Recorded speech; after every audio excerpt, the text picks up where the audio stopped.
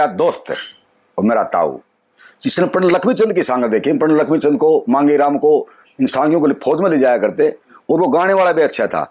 आज मतलब दुनिया में होते तो उस मेरे दोस्त की उम्र थी 110 साल। मेरा ताऊ था, ताऊ होते हुए हम दोस्त थे आपस में। मेरा कहने का मतलब ताऊ बेटा हम दोनों दोस्त थे आपस में। मेरा वो एक ऐसा फैन था, मेरे कारणों से पांव तोड़वा लिया था।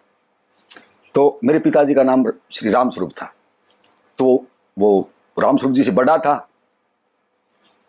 तो मेरे पीछे से एक बात कहा करता हूँ, क्यों दिनेश ये बात थी ना, ये बात कहा करता कि मैंने पंडित जी के सांग देखे हैं, मैंने मांगे राम के सांग देखे, मैंने राम किशन व्यास का सांग देखा, धनपत के देखे, जितने भी जो सांगी हुए प्रसिद्ध सांगियों के, उनके मैंने सांग देखे। भजनी में खुद भी हूँ, पंडित हुक्मीचंद मेरे गांव का था, उनके पंडित जी के गांव का ही था वो।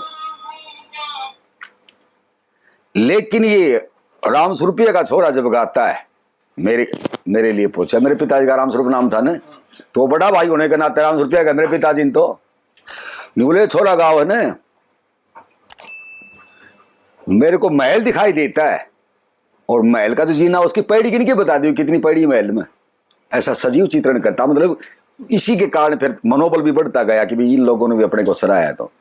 तो इसलिए मैंने फिर वो इतिहास पे शुरू ही कर दिया। फिर मैं आगे किसा आया वो अपना याद कर लिया, जी साहब आया वो याद कर लिए, यादाश्त दे रहा कि मालिक लोग।